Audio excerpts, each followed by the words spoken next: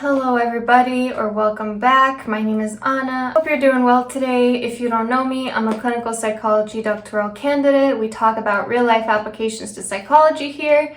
Please hit like and subscribe if you haven't already. Don't forget to hit the bell notifications. Today we're finally doing the DBT module for distress tolerance. If you haven't seen my other videos on DBT, it is dialectical behavioral therapy. I've been doing one video per module and also some more specific ones on emotion regulation of jealousy and envy, and also guilt and shame. This does not replace actual therapy. Like I say in every video that I do on DBT, it is so much more meaningful to be going through this and applying it to your actual life with your own therapist. Also, because this is the distress tolerance module, it's about, high crisis moments where we are very distressed. And if you are in an actual crisis, I will include the National Crisis Hotline here.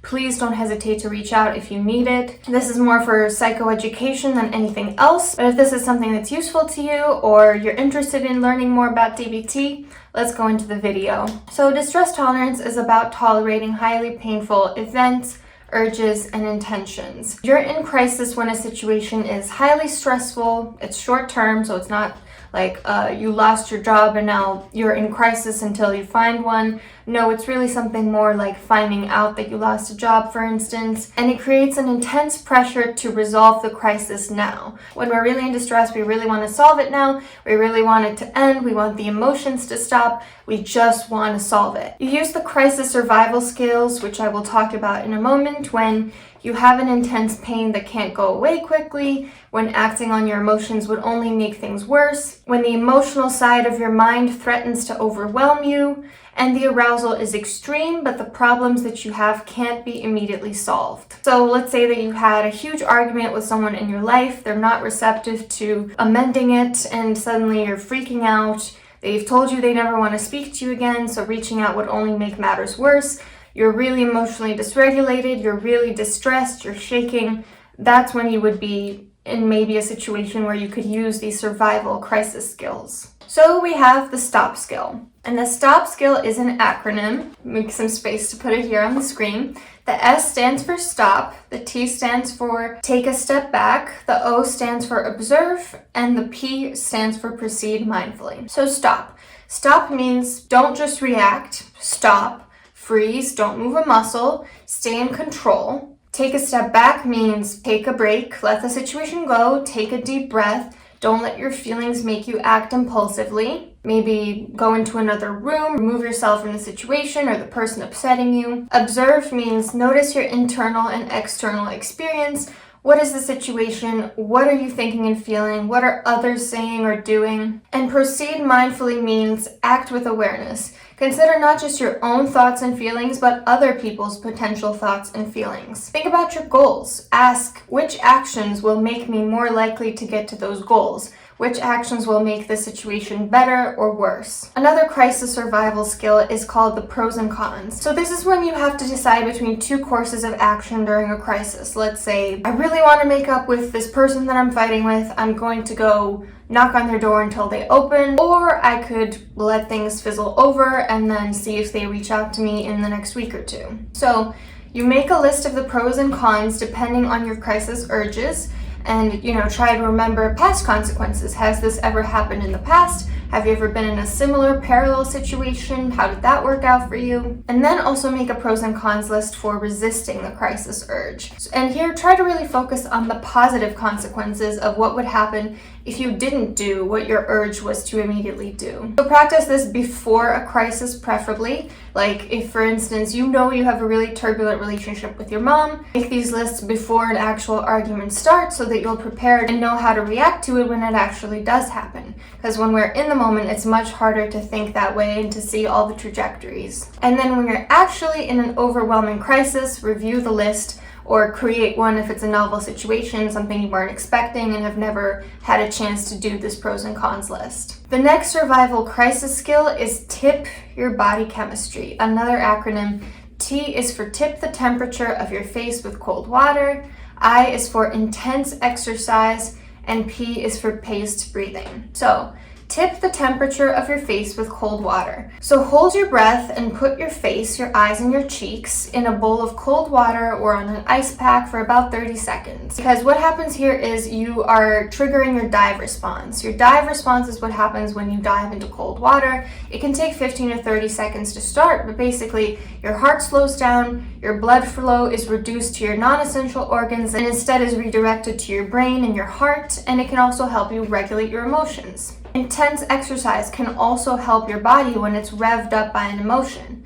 So you can run, you can walk, you can jump, play basketball, lift weights, do a HIIT workout, all within safety. Obviously don't just start running in the middle of the street if it's dangerous. I've done this sometimes when I feel a burst of energy or a powerful emotion. I sometimes do high knees. Those will knock you out. A minute of high knees, if you can even get that far, are very intense, or jumping jacks or sprinting. And then we have paced breathing. So this is when you breathe deeply into your belly and you slow the pace of your breathing, like to about 5 to 6 breaths per minute.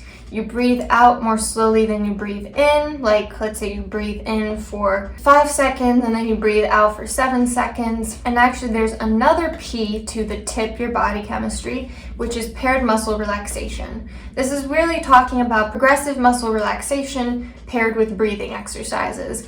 I actually have a guided meditation relaxation that is pretty much that, and I will link it up top. So check that out if you want to try the paired muscle relaxation. Now, what are some other things you can do when you're really distressed? Something you can do is you can distract your wise mind with the acronym ACCEPT. Activities, contributing, comparisons, emotions, pushing away, thoughts, and sensations. So I'm just going to read all the different ideas that they give you for this section because I didn't feel like writing it down in my outline. So under activities, you can focus your attention on a task that you need to get done. You can watch TV, you can clean your house, find an event to go to, play computer games, go walking, exercise, go for a meal, listen to music, spend time with your family, play cards, read, do a Sudoku or a crossword puzzle. Under contributing, you can find some place to volunteer. You can help someone like a friend or family member. You can surprise someone with a nice gift or another nice gesture. You can donate things that you don't need. Call or send an instant message encouraging someone or just saying hi. Make something nice for someone else, like, make your partner dinner or something else thoughtful. Then for comparisons, compare how you're feeling now to a time when you felt different. Think about people coping the same as you or less well than you.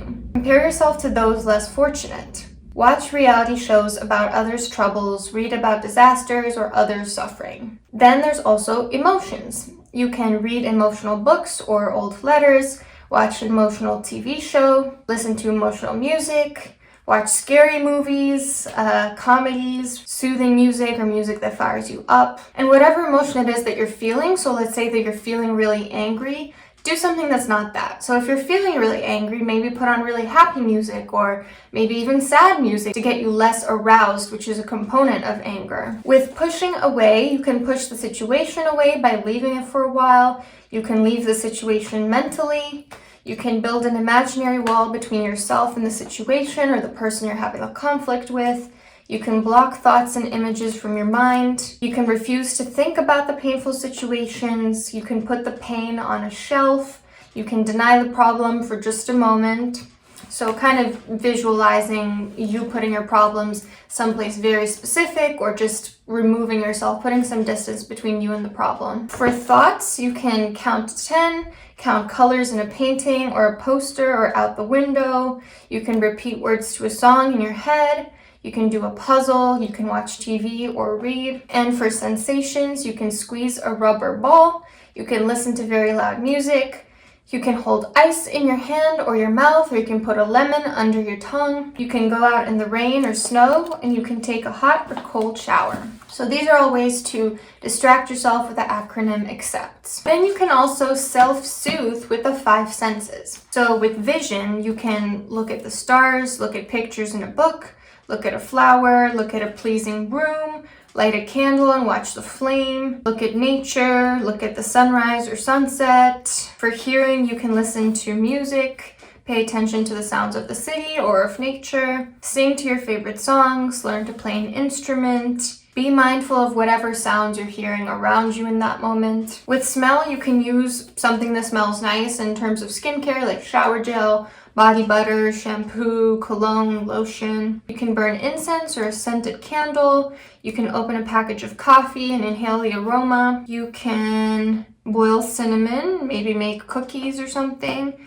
You can smell roses. You can walk in a wooded area and breathe in the smells of nature. You can open the window and feel the scent of air. With taste, you can eat some of your favorite foods. Drink your favorite drink, like an herbal tea, hot chocolate, a latte, a smoothie. Don't really recommend self-soothing with alcohol. You can sample flavors in an ice cream store. You can have a Tic Tac or a piece of gum or candy on you. And you can really mindfully eat. With touch, you can take a long hot bath or shower, pet your pet, have a massage, do skincare, put on a shirt or pants that have a really pleasant feel, put a cold compress on your head, hug someone, put clean sheets on the bed, wrap up in a warm blanket, anything else that is touch and that's soothing. Then another strategy is to improve the moment. So we can do this with imagery, meaning, prayer, with relaxing actions, one thing in the moment, vacation, or encouragement and rethinking the situation. I know these acronyms are getting a little bit nonsensical now, but they're all really good suggestions. So you can improve the moment with imagery. You can imagine a very relaxing scene.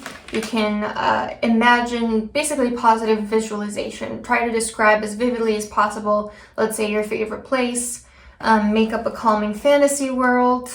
Imagine hurtful emotions draining out of you like water out of a pipe. Remember a happy time and imagine yourself in it again. With meaning, you can find purpose or meaning in a painful situation. Focus on whatever positive aspects of a painful situation you can find. Remember, listen to, or read about your values. With prayer, you can ask for strength to bear the pain, or if you're into prayer, sometimes people perceive an external locus of control like a deity. Other times people perceive an internal locus of control like praying to yourself, something like a positive affirmation. With relaxing actions, you can take a hot bath, sit in a hot tub, drink hot milk, get a massage, practice yoga or stretching, breathe deeply, change your facial expression. With one thing in the moment, you can focus your entire attention on just what you're doing. You can keep yourself in the moment, put your mind in the present, focus your entire attention on the physical, or listen to a sensory awareness recording. So things like maybe guided meditation. You can take a brief vacation by getting in bed and pulling the covers up over your head, going to the beach or the woods for a day, turning off your phone, having a special day like TV marathon with chocolate or your favorite food, taking a blanket to the park and having a picnic there, taking a 1-hour breather from work, taking an actual vacation from your responsibility. And lastly, encouragement and rethinking the situation. Try to cheerlead yourself, say, you go, you got this, I will make it out of this, I'm doing the best I can withstand this too shall pass, it will be okay, it won't last forever, or any other words of encouragement that you think would help you. Then we also have to talk about radical acceptance. Radical acceptance means accepting something all the way in all of your mind, heart, body. Stop fighting reality, stop throwing tantrums because reality isn't going your way, and let go of bitterness. You have to accept reality as it is, that there are limitations for everyone, that everything has a cause, even if you don't like it, there's something that caused it, and that life can be worth living even with painful things in it. Why accept reality? Because rejecting it won't change it, because changing reality requires first accepting it, because pain can't be avoided and rejecting reality causes more pain, whereas acceptance usually allows for deeper calmness. There are some factors that can interfere with radical acceptance, like maybe you don't have the skills for it yet, like you haven't practiced it yet, you believe that it's not going to be able to change anything, and maybe strong emotions are getting in the way. But these are all things that you can push through, and even when something really distressing happens, you can still radically accept the situation. And in that sense, it's kind of liberating because you don't feel like you have to solve it. You can just withstand it, and feel the experience. There are some ways to radically accept, like turning the mind, which is where you basically choose to accept. It's where you visualize that there's this kind of fork in the road, and there's the acceptance road and the not acceptance road, the rejection road, the road where you don't want to accept reality. And you continuously choose the acceptance road. Observe if you're not accepting. So look for things like anger, bitterness, annoyance, avoiding, why is this happening, why me type of things. Make an inner commitment to accept reality as it is, and do it over and over again when you come to that fork in the road. It's a continual process, like I said, it's not just something you do once. And develop a plan for catching yourself in the future when you drift out of acceptance and into the rejection road. Then there's also something called willingness. This is the readiness to enter and participate fully in life and in living. In each situation, do just what is needed and do it wholeheartedly without dragging your feet. Tolerate the moment, make the changes that are needed, don't give up, do what works. Don't try to fix every situation, don't insist on being in control, and don't approach life with a me mindset. One way to practice willingness is to practice half smiling and willing hands. And I'm gonna act this out, and I'm already so embarrassed. So half smiling is when you relax your face from the top of your head down to your chin, and you let go of each facial muscle. The forehead, the eyes, the brows, the cheeks, the mouth, the tongue, the teeth. If you have difficulty, try tensing your facial muscles and then letting go. So that's the first step for half smiling. Relax all the muscles in your face. So second, you let both corners of your lips go slightly up, just so you can feel them. It's not necessary for others to see it. A half smile is slightly upturned lips with a relaxed face. So remember, this isn't for other people. You don't want other people necessarily to think you're smiling. It's for yourself. It's to trick your own brain into thinking you're happy. And the third step is you try to adopt a serene facial expression. Remember, your face communicates to your brain and your body connects to your mind. So I'm gonna try to do it right now. That was embarrassing.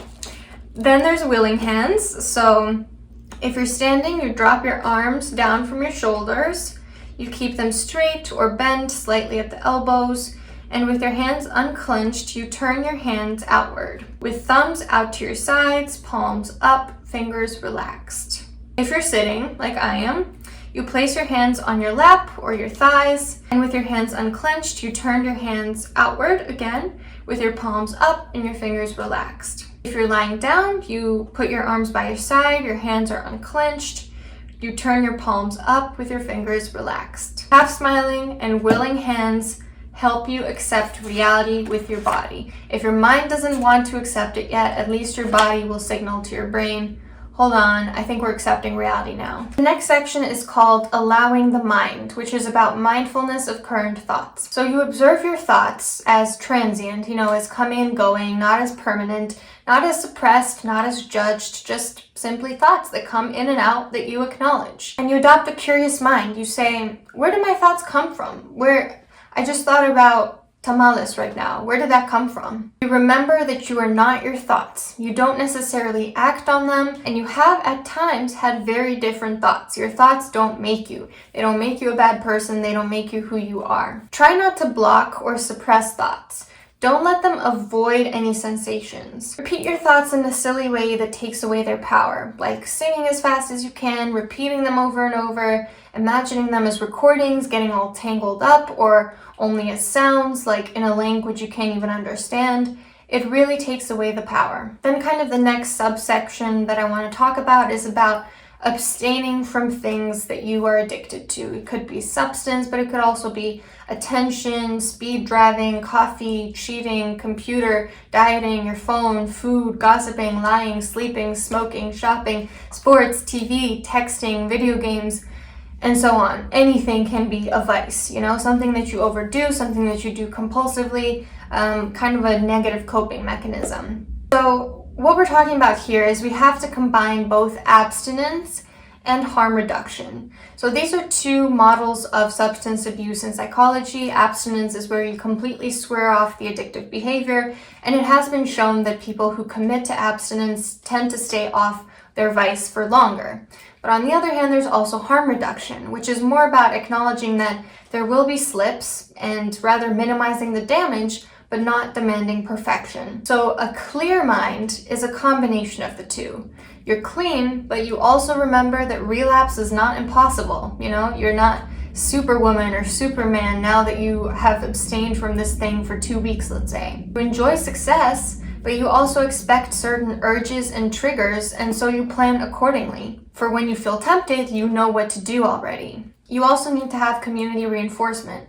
So you need to replace your triggers with reinforcers, like people who don't share the same vice or activities that don't involve your vice. You really do kind of have to burn bridges with the people who were reinforcing this behavior. And that's the next section we're going to talk about, is burning bridges and building new ones. So burning bridges is about accepting at the most radical level that you're not going to engage in addictive behavior again, and then move actively to cut off all addictive behavior options. So make an absolute commitment to abstinence from the addictive behavior, which is blank, whatever it is for you. Then walk into the garage of abstinence and slam the garage door shut. And remember that even the tiniest slit of space can let an entire elephant in. Then list everything in your life that makes this addiction possible and get rid of these things. Get rid of any contact information of people who collude with you, or get rid of all possible cues and temptations and triggers. And then list and do everything you can that will make it hard or impossible to continue your addictive behavior. So ruthlessly and at every moment, tell the truth about your behavior. Tell all your friends and family that you have quit so that you will be held responsible. So that's the burning bridges, but there's also building new bridges, which is equally important. Building new bridges is about creating visual images and smells that will compete with the information loaded into your visual and olfactory brain systems when cravings occur. So build different images or smells to think about. Try to keep these images or smells in memory when you have an unwanted craving. Like if you crave a cigarette, imagine being on the beach and see and smell it in your mind so that you're no longer thinking about the cigarette. When you have unwanted cravings, look at moving images or surround yourself with smells unrelated to the addiction. Moving images and new smells will compete with your cravings. And also imagine an urge surf, where you imagine yourself on a surfboard riding the waves of your urges, and notice them coming and going, rising high, going low, and eventually going away. And lastly, we're going to talk about alternate rebellion and adaptive denial. Alternate rebellion is when addictive behaviors are a way to rebel against something like authority or convention or the boredom of not breaking a rule. Alternate rebellion replaces the destructive rebellion with something a bit more adaptive, that's going to get you towards your ultimate goal. So examples are: shave your head, wear crazy underwear, wear unmatched shoes, have secret thoughts, express unpopular views, do random acts of kindness, vacation with your family at a nudist colony. Some of these are weird. Write a letter saying exactly what you want to, dye your hair a wild color, get a tattoo or a body piercing, wear your clothes inside out, don't bathe for a week, print a slogan on a t-shirt, paint your face, dress up or dress down where doing so is unexpected. Some of these seem kind of fun. And then adaptive denial is when your mind can't tolerate the craving for the addictive behavior, so this is what you do instead. Give logic a break. Don't argue with yourself.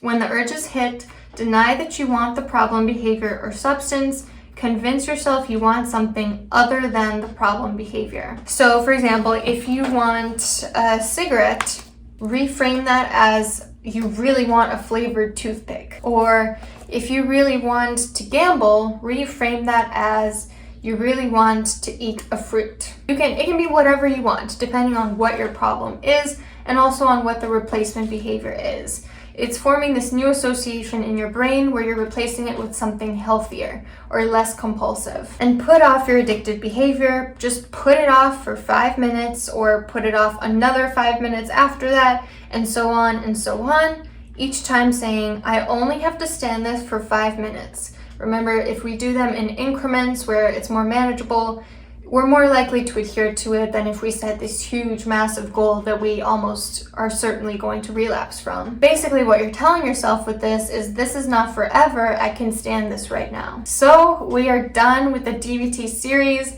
I was not expecting to drag it out this long, but to be honest, it's not my most popular series.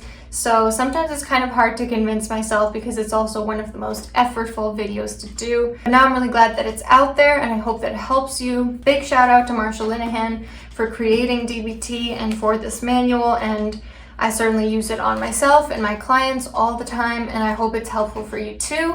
If this was interesting to you, please like, please subscribe, hit the bell notification button.